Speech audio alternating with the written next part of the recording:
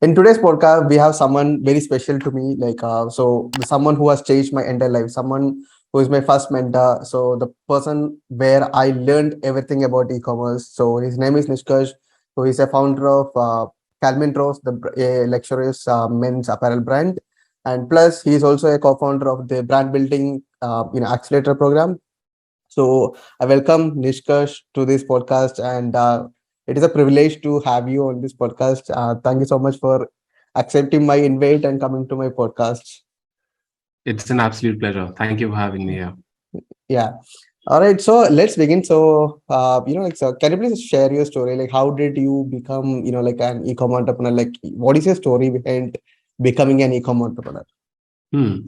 So, if I take you back to exactly where entrepreneurship happened to me, it was the year 2012.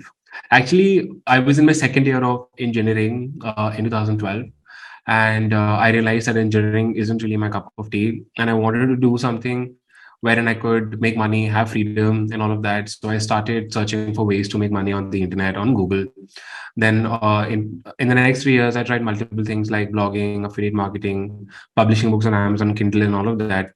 But I could not make a single penny doing that. In 2015, I met someone who was making money online by selling books on Amazon Kindle.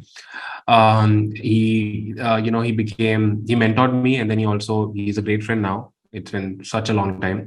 So I made my first dollar selling a book. I wrote a book on Amazon, posted, shared in the Amazon marketplace, made my first dollar from there. Then we started teaching people how to do the same thing. We started an agency, graphic design, web development, all of that. Then in 1.5 years of going live with the business, we started a company in 2015. Finally, I was getting done with my college. In 1.5 years of doing that, we went bankrupt. We had no money left. We built a team, increased our expenses. So we went bankrupt. We had to take two loans, and then we had no clue what to do. That's when I started a video animation service. So I learned how to create animation videos using online tools myself, started offering them on a freelancing marketplace, made money from there, then started growing that business, scaling the business, scaled it to six figures USD. Then I was like, I don't want to be in the service space wherein I don't want to, have a huge team or provide a service like this wherein clients keep asking for revisions. That's when I got to know about ecom, and it was the year 2017 when I got started with e-commerce. I got myself a mentor.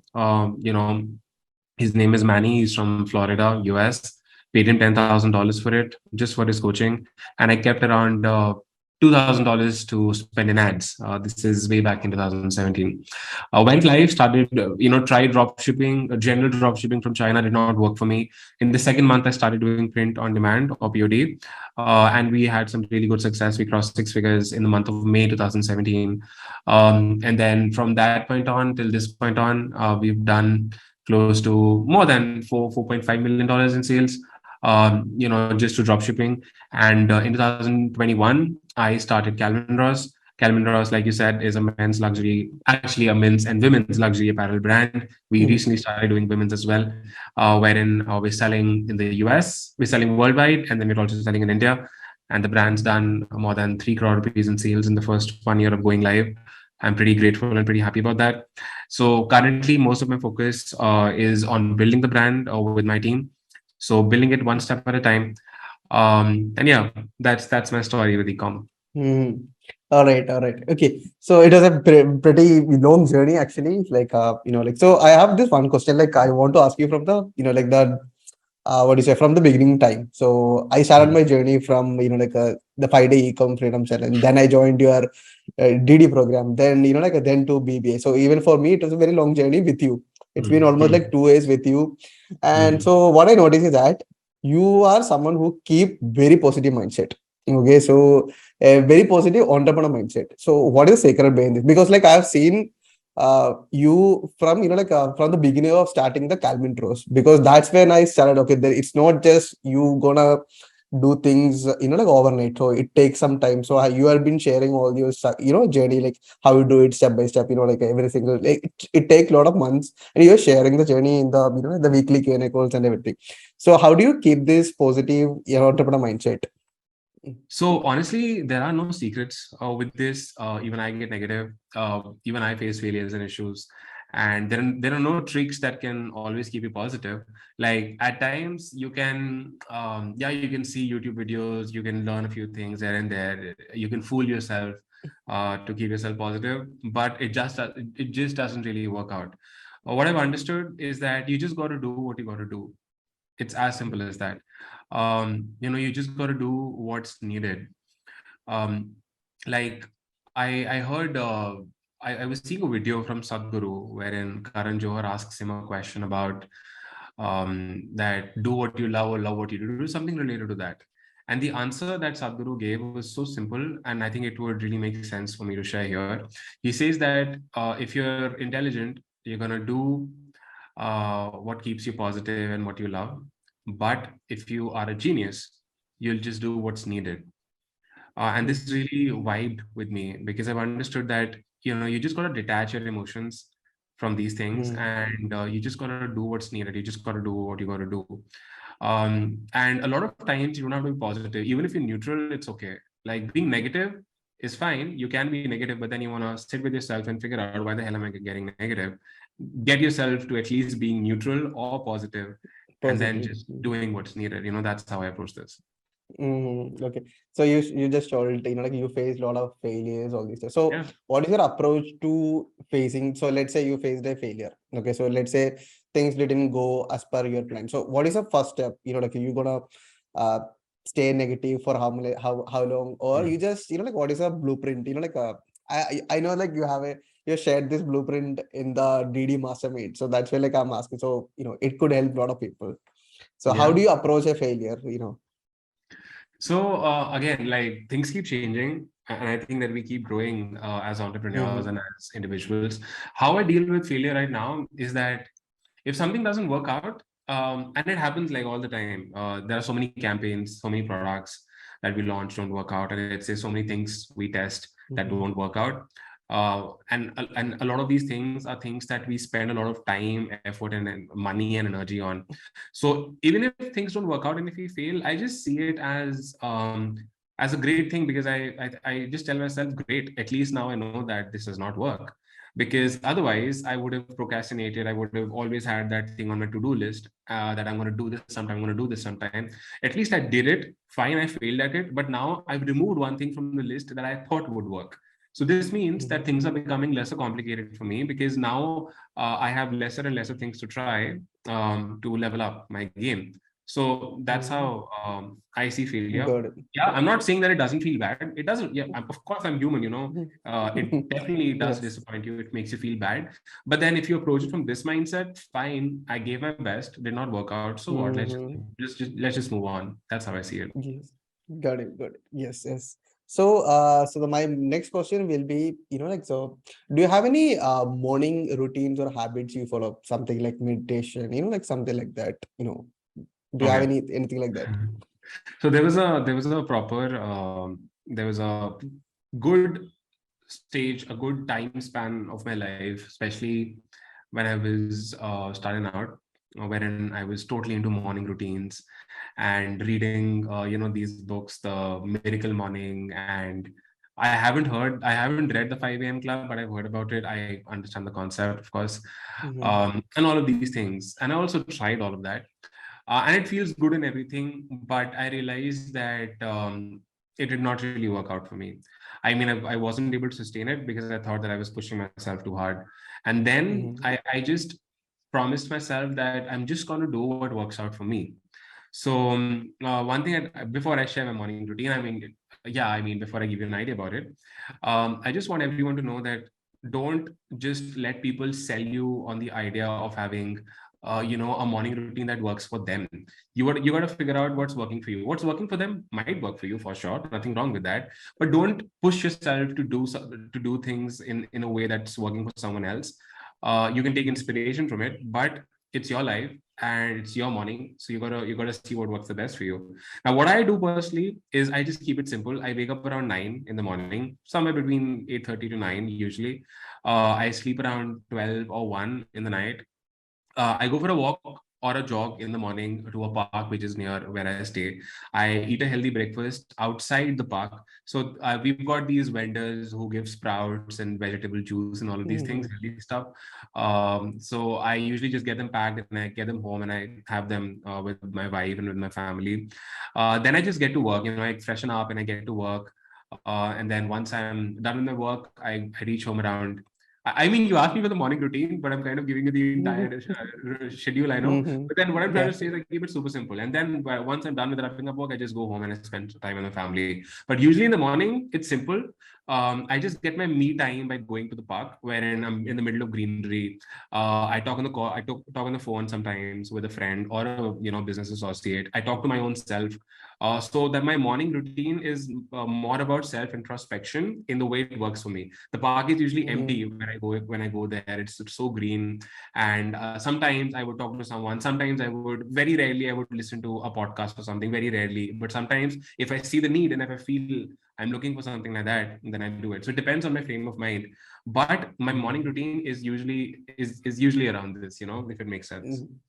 Yes, yes. So, so even me, Ankush and Rohan. So we started doing a 30-day challenge. Like it started like 3 days back. So we just gonna test it out things. Like we said, you need to stick with what is actually working with you. So, to find out, like we picked up 5 things. Like, one is like, walking for 15-30 minutes. Second one is like you need to journal. Okay, journal in like something which is coming in your mind, like you need to journal it. Then and also like me and Ankush, like we told that okay, so now we need to post at least one content on a daily basis on Instagram. So something like that, like we put like very, and also like 15-30 minutes of reading any books. So we tried these things, and what I noticed is that for me, I like the concept of journaling. Okay, so Mhm. I feel really good when I start journaling things up. It helped me to like write down all my emotions and all these stuff. So I feel so good. So I found out that one thing is really it's something which is working for me. So I kept pushing really hard on that part. So yeah, so like you said, you need to stick with what is actually working for me. So yeah, working for us. And even I tried waking up, like I tried a lot of stuff, like like waking up 5 a.m. for almost like 30, more than like 40 days. But the thing is that I was not productive. So Yeah. I tried a lot of like a lot of challenges. So 5 a.m. I started waking up at 5 a.m. But the thing is, like I usually go to sleep at after 12 o'clock. So 5 a.m. waking up at 5 a.m. was not that much good Yeah. for me, and I was not productive at all. I Hmm. usually get sleepy by the 12 a.m. 12, sorry, yeah, 12 p.m. 1 o'clock. I'm sleepy. After that, I'm not able to work. So that is something which didn't work for me. So Ah, that based on that, we need to adjust. Like what is actually working for us, correct.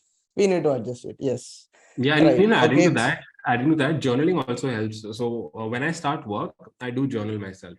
So when I reach mm-hmm, office, before I open my laptop, I usually journal, and it really helps me put mm-hmm, my thoughts together, and I pretty much just write everything that's here. So yeah, that's also a yeah. great practice that works for me. Yeah. Yes. Yes.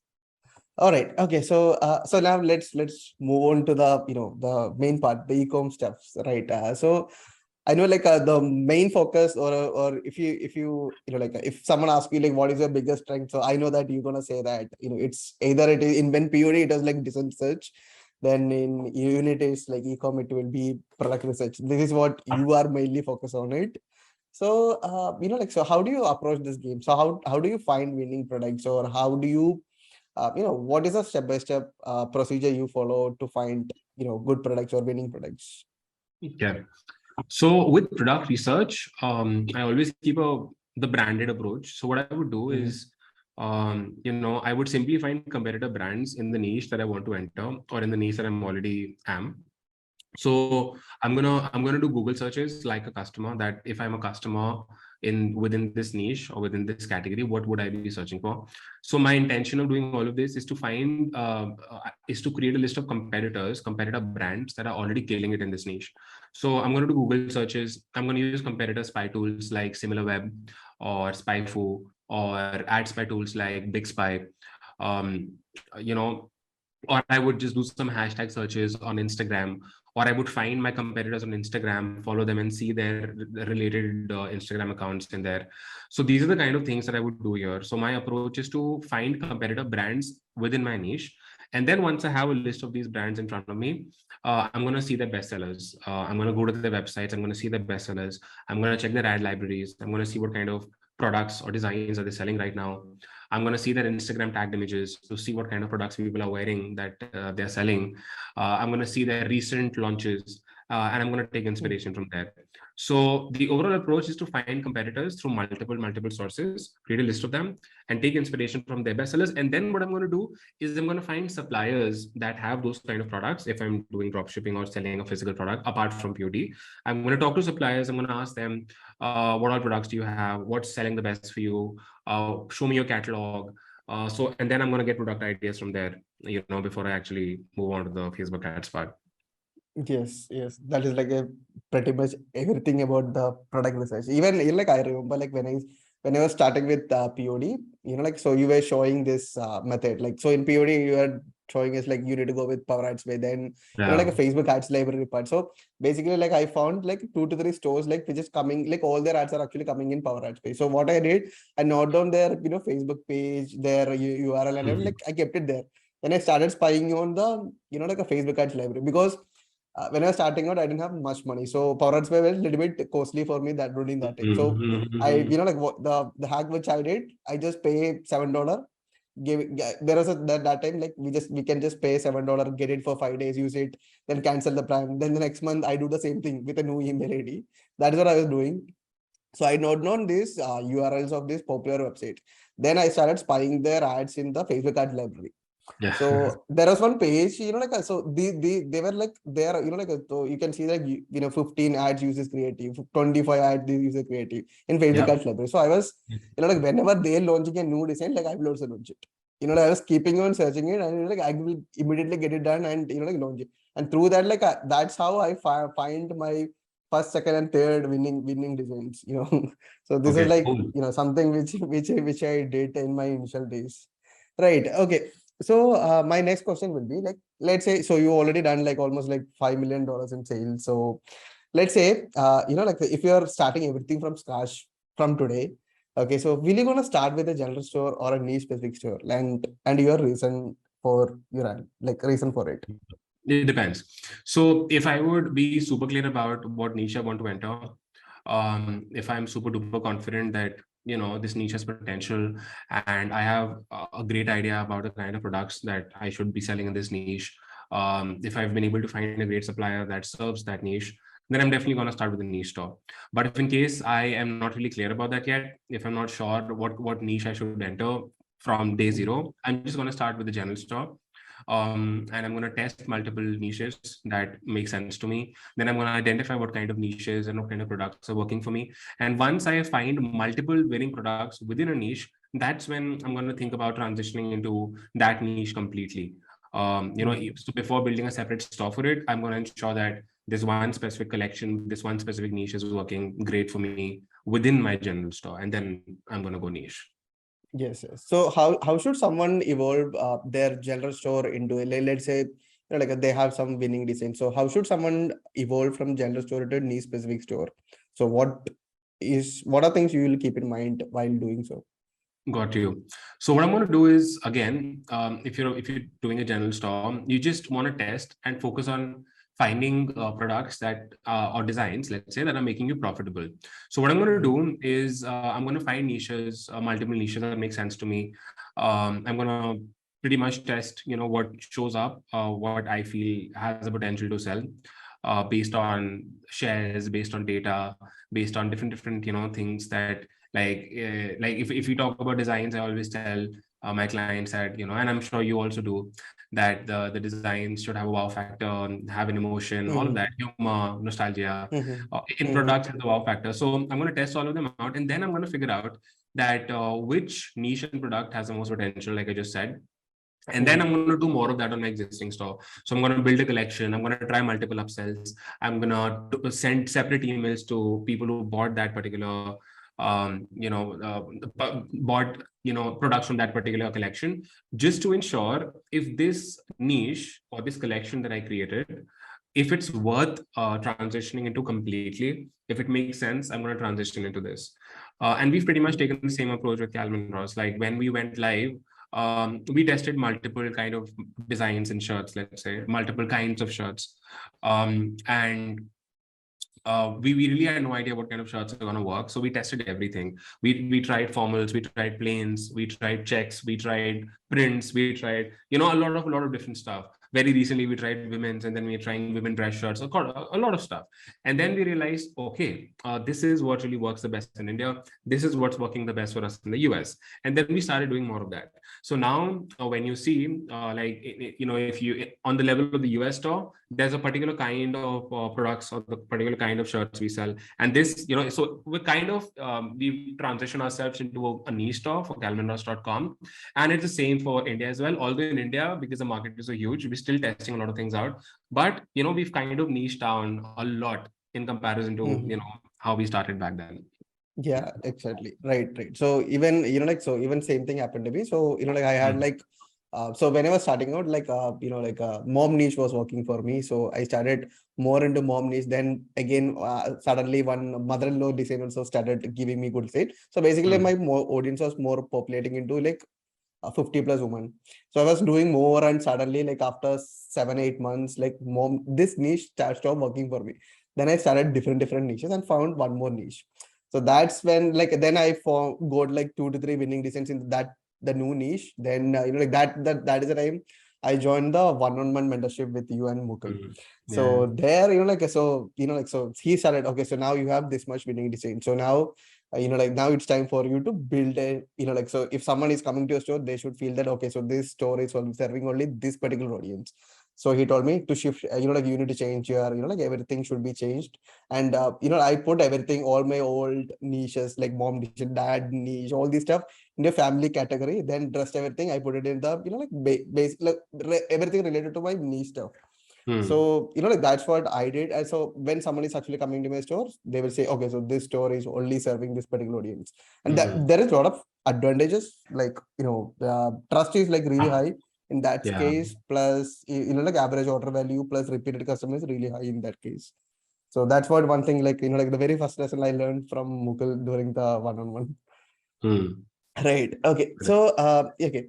So when should someone, focus on brand building? So especially in PU, print on demand, because you were doing print on demand. So when should someone actually start focusing more on brand building kind of stuff? Okay. So I would say that in POD, you want to focus on building a brand around what you're doing. And when I say building a brand, I mean the private labeling, packaging, and let's say the brand story, having a great, beautiful website, having a great relationship with the customers, and coming up with designs that you are creating yourself, so that you become a market leader and you become authentic and original instead of just taking inspiration from people around you. So to do this, first of all, you want to become hyper profitable. When you're doing POD, you just step one is just focus on profits. You want to become hyper profitable. Everyone who's starting out.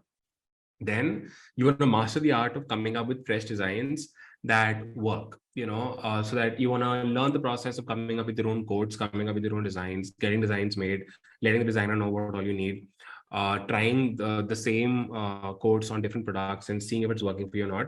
So you want to master the art of coming up with great designs, with great codes, with great ideas. Once you master that art, and once you're sure that whatever you're trying now, your success ratio has improved, and this business success relies on you instead of the competition around you, that's when, and once you start seeing predictable, profitable sales consistently over and over again, and you see that all your operations are running smoothly, wherein your your ads are safe, your ad accounts are safe, your emails are going on, you're getting consistent profits every single month, and you have the time and space to now focus on building the brand around this, that's when you want to start focusing on brand building the most. Got it. Okay. So my next question will be how how do you improve your margins? It's not just about the the you focus only on Facebook ads. There are a lot of stuff, right? Back end, front end. So how do you improve your margins for your, Mm. brands? Okay. So for the front end, we would use upsell apps, and Mm-hmm. post-purchase upsell apps work the best for us. Mm-hmm. I use One Click Upsell by Zipify, Mm-hmm. and we usually send people to two offer pages. Now Zipify launched, I think very recently they launched this, that on one upsell page you could have three products listed. So Mm-hmm. we send them to that, and then if they buy, we send them to upsell two. If they don't buy, we send them to downsell one. So we pretty much send them to two offer pages after they've already bought from us. So after Mm-hmm. they've made the payment, instead of sending them to the thank you page, we send them to these funnels. We're using one click upsell. I haven't done a lot of testing with click funnels and all of that. But yeah, one click upsell is like fine. It works decent. That's the first thing that I do. I don't really. I haven't tried a lot of pre upsells wherein you Pre-purchase, tell them pre-purchases. pre-purchase Yeah. upsells. We haven't really tried them a lot because Mm-hmm. I feel that maybe they would reduce conversions. Post-purchase was working for us, so we never really bothered to try the Mm-hmm. pre-purchase, honestly. And Mm-hmm. the second thing that we do to increase margins on the front end is very simple. A simple hack is just accepting tips from our clients. So in the checkout Mm-hmm. settings, we have this tip accepting tips option turned on. So we see that every other day our clients are sharing tips, Mm-hmm. $5, $10, $20, which is lovely. So these are the two things that we do to increase our margins on the front end. And sometimes we also do bundling, but again, bundling, it depends. If you've got complementary products to what you're selling, bundling can definitely work out for you. So you could simply just use any bundle app and start offering bundles. You could also just offer a discount on a particular value. So like Mm-hmm. above $100, offer them a discount and stuff like that. So these are a couple of things that we've tested, but post-purchase upsells and accepting tips is what works the best for us. For backend, we do a lot of emails. We've got automation sequences. We've got a welcome flow, and then we send around 2 to 3 emails a month. And we send these emails whenever we've got a new collection coming in. We don't really send any value kind of stuff, honestly. But the very first email that we send to our clients on automation is the brand story, and it's written by me. It has my name in there, and all the replies that customers share, that comes to my inbox, my personal company inbox. And in that email, I usually ask them a question: what made you buy from us? So that gives me clarity about what really made them buy. It helps us improve our marketing and messaging. And then we do on the Indian store, we do WhatsApp marketing. Emails work okayish in India, but WhatsApp works really well. Like the other day, we spent Mm-hmm. like 3,000 rupees on a campaign, and we did sales of 1.8 lakh rupees, which was like crazy. So WhatsApp marketing works really well in India. We use an app for it. So yeah, for the back end, Mm-hmm. email and WhatsApp. For the front end, it's usually upsell apps and accepting tips. That's it. All right. Okay. Yeah. Like even in my case, like what works the best for me was actually pre-purchase was not working. Like I tried multiple times to make it happen, but I saw that conversion rate was like going really low. Hmm. Then I Okay. tried post-purchase. So I'm selling t-shirts. So what I actually did was like I was selling the same design in mask. I Hmm. tried selling, like a t-shirt with like some other, like a same niche t-shirt in the post purchase. But what actually happened is like there are a lot of steps for the customer to do. Like, they need to select the color, they need to select the sizes. So I feel like there are a lot of steps. Even I tried that, like it was okay. Like it was not, I'm not getting much Hmm. convinced. Then I tried same design in the mask. So mask is like there, it's like just one click, the purchase is Hmm. done. So it reduces the number of steps by the customer. So which increase the conversion rate, obviously it increased the average order value. This is what happened to me. This is what worked for Correct. me actually. All Right. right. Okay. Yeah. Yeah. All right. So how do you analyze your customers' interest or data and make changes in the product or your business? Like, so I learned a lot of stuff regarding, yeah, the way you treat customers or way you analyze them. These are like based on the data, and based on the data, you make decisions. So I'm really, like the whatever I learned is actually from you. So this is gonna be the, most important question in this particular podcast. Okay. Okay. So, you just want to keep it simple, and you want to use any available communication channel that you have to speak with them. Either it could be email, it could be through WhatsApp, it could be through a call. And what you want to do is first, like, this is what we do. Like I said, in the very first email that we send to our customers in the automation is an introduction about the brand. And the call to action in that email is that what made you buy from us? in a good way. Mm. So this makes us explain that this is why our customers are buying from us. They're going to give you different reasons, but once you know, once you get multiple responses, you're going to start noticing a pattern. And that pattern will tell you that what your brand USPs are and how your marketing and messaging should be, or what kind of features you should work on, or what kind of things you should mention on your product pages. That's a very simple thing to do. Secondly, if you want deeper feedback, what you would do is you would send your customers an email or a WhatsApp to the entire customer list. So let's say just send it to the first 1,000 customers, 100 customers first, and you just tell them that, hey, I'm the founder of the brand. My name is Vinu, or my name is John. I'm the founder of the brand, and I'm looking to, we want to understand you better because you're a dream client, or you're a dream customer, and we want more customers like you. So, would you be open to answer a few questions for me? Now, we've tested this out. People are not really comfortable coming on calls, so they usually prefer emails. So, what I'm going to say is, there are a set of questions that we have to ask for you. If you would spend the time to answer those questions and spend 10-15 minutes with us, we'd love to as a token of gratitude, we'd love to send you a free product just to make up for your time. And then if you're in, just reply back. So, and then people would reply back to your email, and then what you do is you send them the list of questions that will help you understand them better. Questions like, what made you buy from us? What other products do you think we should sell? What other brands do you buy from? What do you love about us? What do you think we should improve?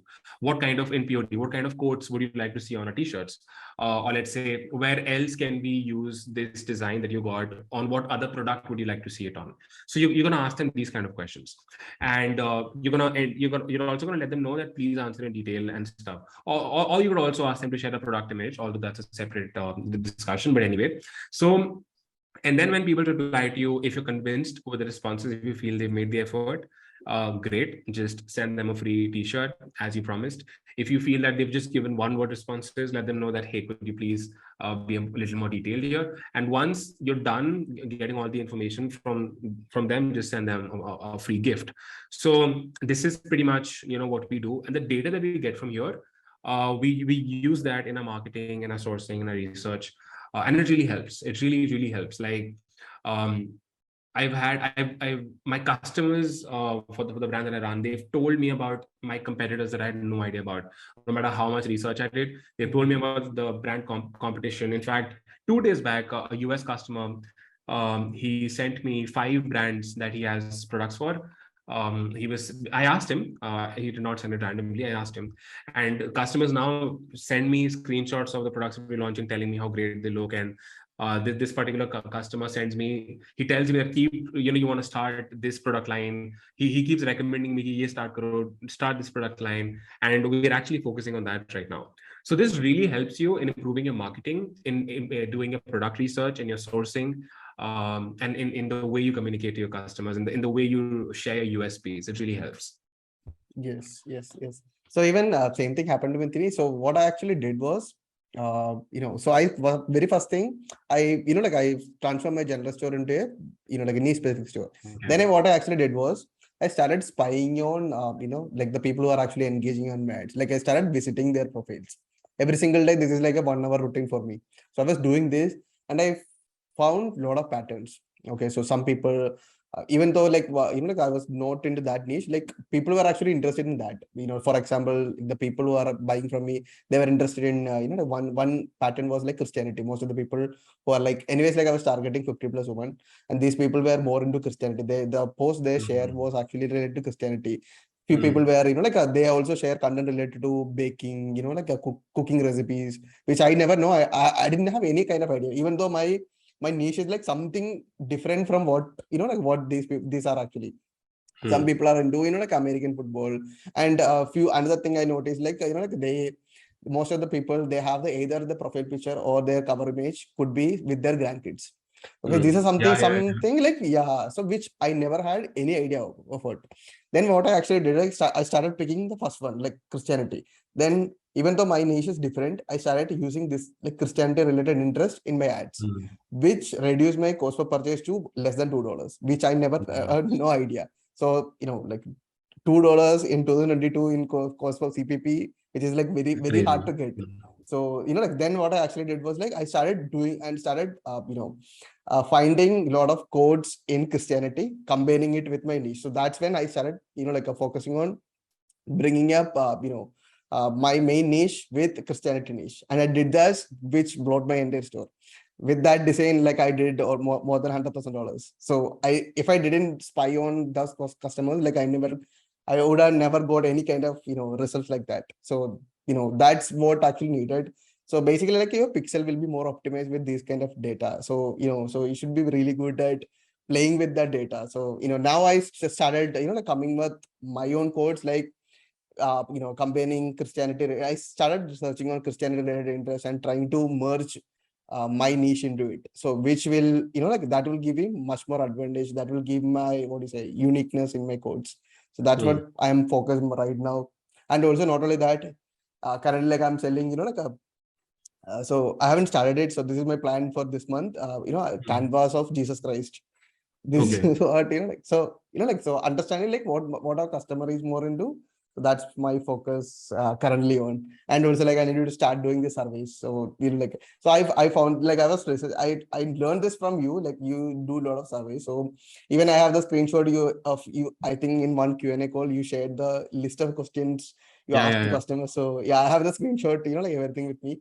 So I found this like loops, through loops, like you can actually send automations where you can collect data automatically. So that's what like, like I'm working currently. And also like, like I forgot to tell you one more point that, so, like Mukul was telling, like you need to collect a lot of photo reviews to enhance the trust. This will build you, like, so that is Yeah. also, so I started installing loops. So I installed loops. Then, so what I actually did was like, so I just want to see whether people are happy with my product, like everything or not. So what I actually did was like, give me a photo review. I will give you a 20% discount. I did that. A lot of people like, I started getting a lot of photo reviews. Then what I actually did was like, that's when I understood like, like I want to see like what kind of people who are buying from me. Like what, like, so most of the people who are buying from me was black people. I didn't know that. So this, I gave a lot of idea on that. Then another thing was like, so in the second email, those of you are give me photo review. The second email was actually buy two, get 20%. That was my, what do you say, marketing kind of stuff. Buy Okay. two, instead of saying, like buy one, get 20%, I was doing buy two, get 20% off. So this increased my average order value automatically.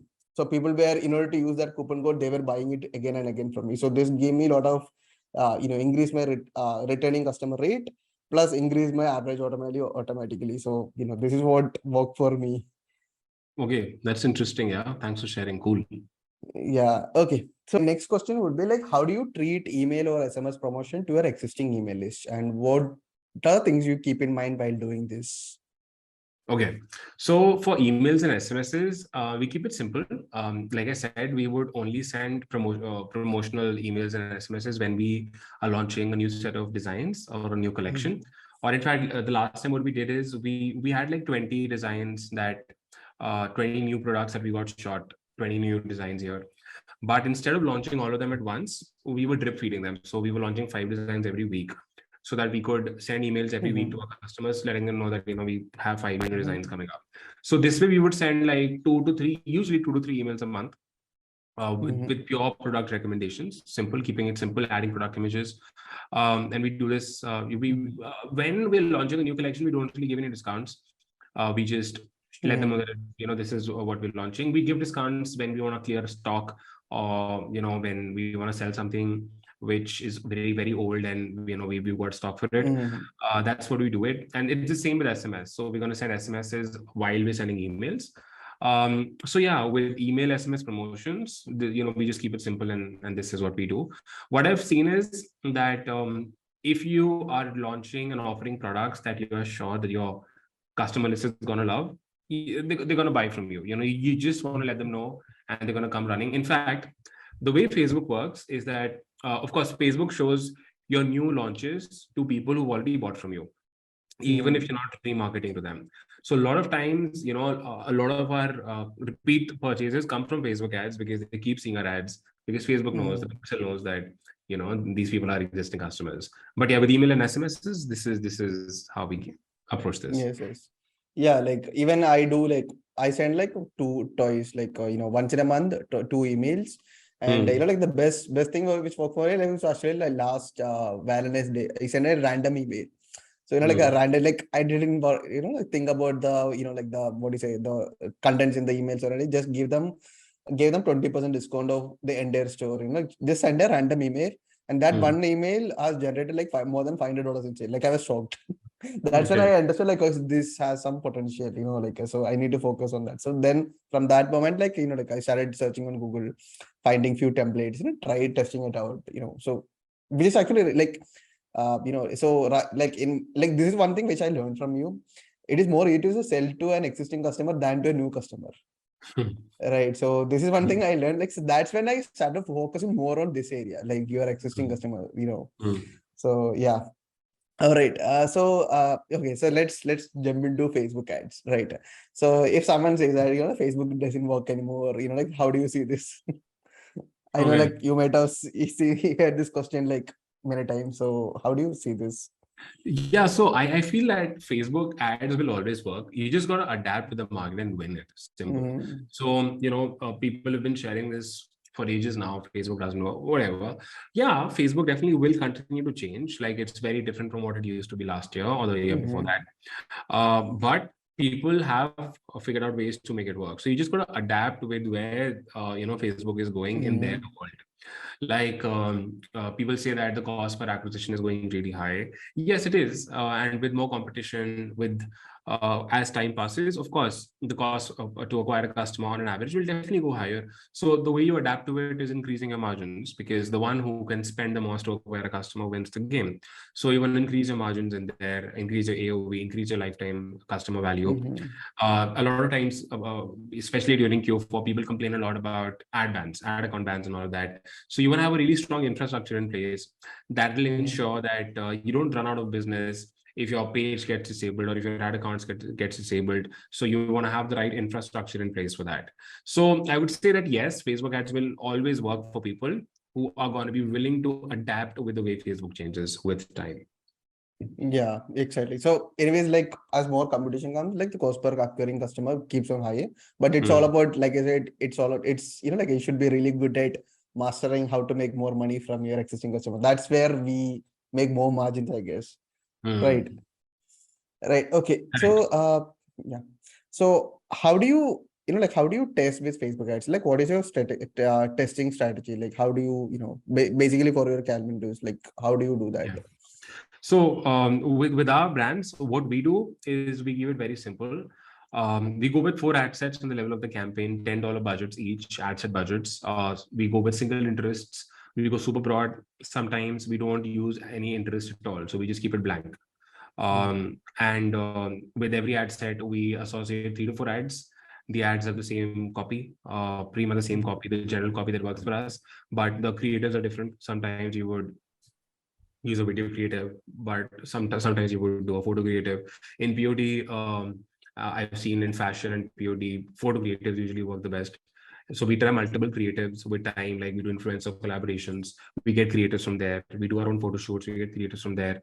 Sometimes we click pictures of the products ourselves, we get creators from there. But what we realized is that with Facebook, on the level of testing, it's all about the creative. The more creatives you can try, the more different ways, creative ways you can identify to show the same product differently with different angles, let's say, the better it is. So yeah, that's how we test. Right, right, right. Okay.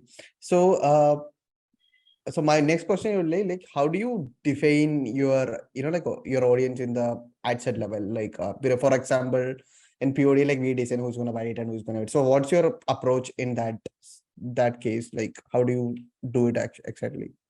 Okay, so we give it simple. Again, we go with really broad keywords on the level of the audience that we should target.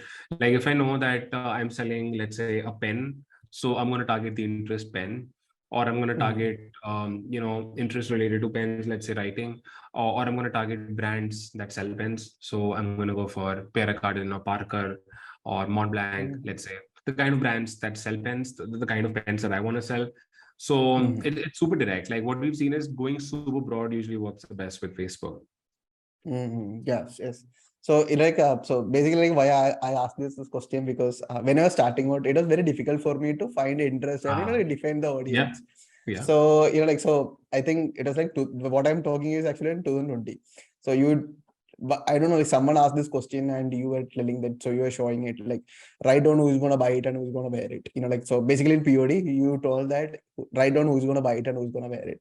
Then either target people who's going to buy it or target people who's going to wear it. Keep it simple. So that Mm, gave me a lot of insights. So clarity. that Yeah. yeah, so that helped me to crack this code. So I started even defining more into ages, gender. So if it is if it is someone which is actually, let's say, a t-shirt which is wear by grandmother, so what I actually do is like I play around with the ages. Like so I will ask myself, okay, so what particular age does grandma's falls under? So mostly it will be 60 plus or 50 plus. I keep it that.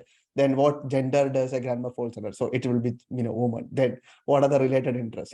So even I try to find indirect targetings like like a beauty products, like a anti-aging creams in for grandma, and it works. Okay. So this is what so this one thing. So writing down now I don't do that, but like initially like almost like 5 to 6 months I was doing this. Whenever I test a new design, like I will try to know who's gonna buy it, who's gonna wear it. And also like one more thing I do is like I don't target. So let's say I don't target persons who don't have the capacity to buy. Basically, people who are actually, let's say, 18 to 25, like I keep it more than that so that they have the financial capacity to buy it from me. So Okay. so that is one thing which like I learned from you in the initial days. Right. Okay, so now my next question is like, how do you approach the game of scaling with Facebook ads? Your scaling strategy, and what scaling strategy worked for you the best? Okay. So with scaling, it's pretty much the same strategy that we've been using. Although we do multiple things, we also test manual bidding and stuff. But usually what we do is we continue adding single interest based ad sets, $10 each within the campaign that we Mhm. launched for that particular product. And we do this like every 2 to 3 days. I'm going to add 2 to 3 new interests. In fact, I don't run the ads anymore, by the way. Mhm. It's been a long time now. But I know the strategies that we Mhm. share. So just sharing that. Mhm. So what we do every 2 to 3 days, we keep adding two to three interests, and these are all single interests related to the product, related to the niche that I'm selling. Then once I feel that I'm pretty much done testing every single base interest related to my product, and there's nothing left, no possibility, no neighboring interest, nothing left. Then what I'm going to do is I'm going to pick the top ad sets, let's say the Mhm. top five, top six, whatever. And this number of how many assets you want to pick will depend on the ROAS you're getting and the profits, the overall profits, Mhm. the overall performance of all the assets. You're going to set yourself a standard. Let's say I'm only going to pick assets with a ROAS of more than 4. So you're going to select all of them. You're going to duplicate them into a new campaign. This new campaign is going to be a CBO, and the budget of the CBO is going to be $10 into the number of assets you added. So if you added Mhm. 5 assets, it's going to be $50 budget per day, and then we're going to let it run for 2 days, and every 2 to 3 days we will continue increasing the budget or decreasing the budget based on the performance by 25%. So if we started with $50, I'm going to continue increasing the budget to $60, $62, or let's say $70, $80 the next day, something like that. So Mhm. yeah, I mean, overall we do this. Sometimes we also try manual bidding, but usually CBOs usually perform well for us when it comes to scaling. Scaling, yeah, yeah. So basically, like so all your when you in your podcast, like all the when you interview all the people who close like 100,000, all your students. Uh-huh. So for everybody. So I was analyzing everything. So for everybody, CBO is what working for them. I have Hmm. yeah I've done so I have heard this like for everybody, basically for the people who closed 100,000. But for me, whatever I did, CBO is not working. I tried multiple times, but it is not working at all. Then so then after I joined, but I knew that like this is where the magic is. Like I was not ready to like stop it. I keep on trying it multiple times whether it is gonna work or not. Then after I joined your one-on-one session, like so Yeah. Mughal was telling, okay, let's scale it up. Okay, let's scale it up using CBO. So I thought like CBO is not working for it. Let it be.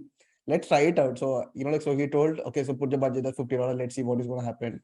So that's how then CBO started to work for me. So it was like multiple, I tried multiple steps, but I know that.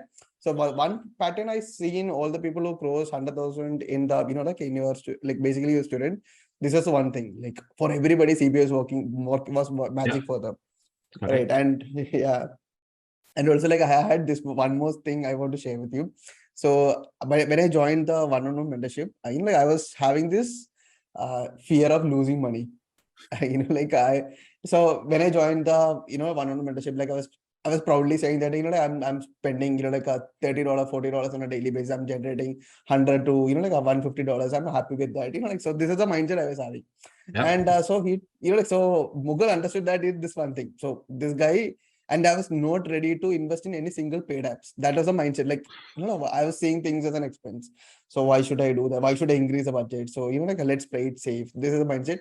And he started doing this. And I asked, like, after 1 month, I asked, like, why, like I'm literally scared of spending more money on Facebook ads, like, so up to $100, like I'm okay with that. Anything above that on a daily basis, like up to $100, I'm okay with it. Anything above that, I can't even sleep. so Yeah. so I asked him, like, how can I overcome this one thing? So he told, like, so he told me this one thing weirdly that, like, I want you to earn money. This is what he told me. So he told me that no, you cannot spend $100 on a day. Like you cannot go like this. You need to scale it up. You need to spend at least like $200 on a daily. Like like if I do that, like I won't be able to sleep. So he told, like, let it be. Like I want you to lose that money. So then only you will overcome that. So what he did, he immediately changed the budget. Okay, so we were in a call. He told, okay, let's try 200. Let's see what is going to happen. And and that day it was not profitable and it was a loss. Okay, but Mm. after doing that, that fear is gone. Now I was super comfortable with spending $200 on a daily basis. That fear was literally gone. Then I tried 200. Then I like then it was then I made it profitable. Then what I actually did, I increased to 300, then to 400, then to 500, then to 600. So that gradually, like I was able to, like overcome that fear of losing money. Then like, so even Mukul was telling, so let's install this app called Video. So he told, like, I want you to install this app called Video. So I told, no, it's like $15 per month. I cannot do that. It's an expense. But this is actually my mindset when I joining the one-on-one. So I don't know, let it be. Let's try it for 1 month. If it is not working, like we will stop it. But that one app within the next 3 months, like it generated like more than $22,000 in revenue for me. So it is like when comparing that $15, like the amount of return I was getting was really high. And also like Mm. after that he told, okay, so now I want you to install this app called Loops. I told, no, come on, like it is like again like another $15. Like so app expense was, I was thinking about the expense, but like that even Loops was doing really magic for me. So it like I was getting like 4% conversion rate. That from 4 to, after installing Loops, after getting a lot of reviews, it went to like 8 to 9%, which Oh, I never nice. thought, like yeah. So even that was like, and because of that 9%, my cost per conversion, like CPP in Facebook ads was coming really down. So when I changed my mindset to like investing, so rather than seeing things an expense, so that changed my entire game. So that is actually the one of the biggest lesson I learned in the one-on-one. Like that changed wonders in my like even the way I think, all this stuff. It literally changed the entire stuff. Okay. Right. Okay. So and my next question is like, what are the common, common traits or patterns you see in all your successful students? Like, what is the one thing like? There will be a lot of patterns, right? So, what are things you see in all these successful, like the people who close like 100,000, all your students? So, what are things you see in them? Okay, so you being one of them, I would say that one like couple of common things that I've noticed is that one, they show up. By showing up, Hmm. I mean that they would show up in the consulting calls. They would ask questions. If they get stuck, they're gonna ask for help. Two, they take action. They're massive action takers. Whatever they learn and whatever makes sense to them, they will act on it no matter what. So they will work hard, they will take action, and then they'll come back to you and let you know that it's done. Three, they trust the process. So whatever processes we share with them, they just trust the processes, they follow them. Those processes, if they stick to the processes, they work for them because the kind of processes we share with all our clients and students, we're pretty much testing them ourselves, using them ourselves, even right now. So 100%. And I would say four, they don't reinvent the loop, especially when they're starting out. They would do what's proven to work instead of burning their money when they're starting out on day one, having no idea about how this works, but the ones who just don't really reinvent the loop and just follow what's already proven, they usually get far better results. So yeah, I mean, these are the things that I see. And five, I also see that every successful person that we work with, client, student, whatever, they have a, they're very hungry for success.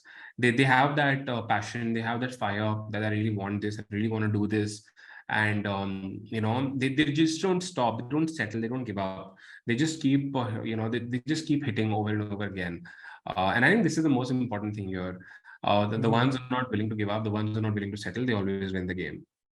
Yes, exactly. Yeah, even like so after joining your community, like I got a good relationship with Ankush, Archit, Mhm. and like Rohan. Like we are mostly like Mhm. Ankush is like Ankush and Rohan, like we meet up, catch up, like often, and we share Mhm. like what is actually working. So even I notice it, like these people like like so they're super passionate about what they are doing. They're super passionate about whatever happens. They are not like quitting that particular thing they're doing. Like that's not in their somewhere ever in their brain. Like it's like not in their dictionary. Whatever happened, Mhm. they're going to move it. So this is a mindset, like they have, and they have immense love for what they are actually doing. So passionate, like 100% commitment, massive action like this, exactly. So Right. yeah, right. And also like one more thing is that they're the ones, who don't complain about, like if something is not working, they don't complain. They accept the reality that it's their responsibility to find the solution and move ahead. That Yeah, I is miss one more that. stuff. Absolutely right. They Yeah. take responsibility for pretty much everything. Yeah. If it's good, if it's bad, doesn't matter. They're not gonna come and blame you that listen, it's not Hmm. working out. Instead of blaming you, they would just look at themselves and ask Yeah. themselves, okay, fine. They take responsibility that this is my business. I'm doing this for myself. I started this. This is Mm. my baby. And then they just take charge and take Mm. responsibility of taking it forward. 100%. Yes, yes. Right. Okay. So, what do you have to say to someone who gonna start an e-com business, and how should they start? Approach this game. So, if you could give us some like a step by step steps on to follow, like especially someone who's like beginning. Hmm. So I would say that very in the beginning, you definitely want to have a mentor, someone who can really share a process with you, and you want to work with someone who's practicing the business at that very point, so that someone can tell you that this is what's working in the market right now. Because once you have that process, like that process is going to be worth. I mean, that process that someone who's experienced is going to share with you is going to be very valuable, because that person spent a lot of money and a lot of time in building that process, learning the process. So start with the proven process for sure. Now, when it comes to what kind of e-commerce business model you want to work with, any model can work. Any business model, be it be it drop shipping, be it print on demand, be it self-fulfillment, any model can work. Any country can work. If you want to sell in India or US or UK, any country can work. Don't let anyone come and tell you that don't sell in this country or just sell in this country. Any country can work. Yeah, the rules of the game might become a little different, but every country has a Mm-hmm. potential to make your e-commerce business win, and any product can work. When I started my e-commerce journey, everyone was going crazy about dropshipping. I had no idea about what print on demand was. I tried dropshipping for a month and I saw that everyone around me was getting so much success with dropshipping, but it wasn't really working for me. I tested a lot of products, I got impatient, and my mentor recommended me to do POD, and I gave it a shot and it started working for me. And we did that for a long time, and then we started taking that process to our clients and students. So any product can work. And today, we're selling something that we've never sold before. We're selling men's shirts and women's shirts and women's dresses and all of that, which is very different from what we do in POD. And then we've also got clients that are selling different dropshipping products now. So anything can work. Any product can sell for you. You just want to focus on what makes the most sense to you and just do it. Mm-hmm. Follow a proven process. Don't limit yourself. Test the waters. Take responsibility, and just don't settle. That's it. All right. Okay. One last question for you. So it is actually like, how do you see e-commerce in the next 5 to 10 years? Like, what is the position of e-commerce industry in the next 5 to 10 years? Okay. So like 5 to 10 years. Okay, so if you ask me long term, I would say that the market even in the present and even in the future, is going to be dominated by serious e-com brand owners, people who take care of their customers, people who keep innovating, people who keep coming up with new products, with new designs, new Mm. concepts, people who focus on making more money or leveraging their existing customers instead of just chasing new ones. Um, I think that's where I see e-commerce going even right now and even in the future. Uh, Business models wherein people just keep testing random shit out that is really low quality, and people just approach the business as if they're going to get lucky and become millionaires. Those kind of businesses, they're going to keep, they would not be able to survive for sure. So overall, I think long term, it's all about building a brand. It's all about building a relationship with the customers, having trust, focusing on quality, focusing on customer service, focusing on customer experience, focusing on understanding what these real human beings that are buying from you want, and doing more of that. The brands that are going to focus on serving the customers more are going to be paid more. So that's how I see it. Yeah, so even so I was I've actually I had a call with Alex Ferretov's team. Okay, so Mhm. it's your mentor, right? So I just Mhm. followed, so he was giving some free some TikTok course or something like that. So I Mhm. was talking to him. So I told like I'm doing like $2,000 to $3,000 on a monthly, and I was like, I was doing so much. That's the kind of mentality I was having. I was doing like two to $3,000 on a daily basis. So that's what I was saying. So he told like only 2 to 3,000 on a daily basis. That's much. That's how much you are doing. So we have students who are doing like $60,000 on a daily basis, and Mhm. the way they approach is actually so they start their business, they make it to maxi success, then they have an exit plan. So that's Mhm. something I that's something like I never thought of. So after after talking to him, so they told we do this, we make it to huge success, then we have an exit plan as well. And also like talking to e-commerce, now all the retail shops is going to be vanished, let's say in 10 to 15 years. Everything is going to be online. So whatever every single thing we're going to buy, it's going to be through through e-commerce only. So I that's what I see. And also like building relationship, brand building, so that's going to take place, right? All right, so so that is a wonderful a podcast with you, and I'm super grateful for having you on, like coming to this podcast. And also like whatever I'm doing till this point, like whatever I'm doing in my life, it's all because of you. I'm super grateful for you and Mukul, the people who changed my entire life, so I'm super grateful. And thank you so much for coming to the podcast. And so any last word you want to tell to my audience? Oh yeah, so I would like to say that thank you so much for having me here. You've been one of the most, I would say, you're a great person. It's been a pleasure to know you. It's been a pleasure to work with you, and it's always so good to talk to you. And you really take action, and we've been seeing and witnessing your growth, and you pretty much have what it takes to continue killing it and continue impacting many lives. And I know the kind of things that you're doing right now. They're pretty nice. And so a huge shout out to you for the great human being you are, for the great business owner you are, and thank you, for always being so loving, so respectful, all these years. So we really appreciate it. And I'm sure, I believe that how a person is in one area of life, the person's pretty much the same in every area. So I'm sure that you treat everyone around you, be it your mentors, be it your students, be it your family, be it your customers, in the same way you treat us. So huge shout out to you, and I'm grateful, and I just wish the absolute best for you and the entire Thank you. audience. Like, yeah, it means a lot for me. So you are actually like first mentor who changed my entire life. Like so I stick with one plan. Like only one mentor for very long time. Then only I Yeah, started yeah, yeah. looking into other courses. But the one Same. thing I noticed is that after I have been to a lot of mentorship programs. So one thing I Mm, noticed in you is you simplify the like any whatever the difficult concept it is, like you simplify it in a very simple way that even a child can understand it. That's what. And mm, you literally spoon feed each and every, like with your mentorship or with your Q&A call, like everything. So that's what I loved. And I felt it very difficult when I joined other mentor programs. mm, It was mm, not that spoon feeding kind of stuff, it was not like missing. Because of that, I faced a lot of difficulty there, because I need to do a lot of work than comparing to like a DD program or BBO. So that's, like so that's why, like, like for me, my favorite mentors is always you and Mukul. Like there is no doubt in that. Even though I've been to a lot of US mentors or anything, like whatever it is, it's, like I started everything from you and Mukul. So still, you guys are the best.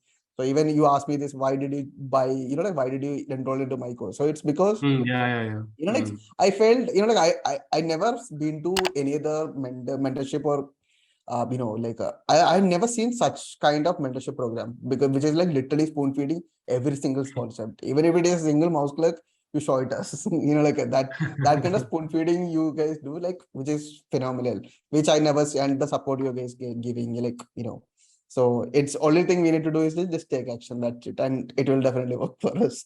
So you Yeah. made it so easy for us. So so that's why, like, like that's why, like, you're still killing it. You still your program, you're getting a lot of success stories, all this stuff, right? Let's wind up this podcast. So thank you so much, Nishkarsh, for coming to Yeah. this podcast. Pleasure. Thank you. Lovely talking to you.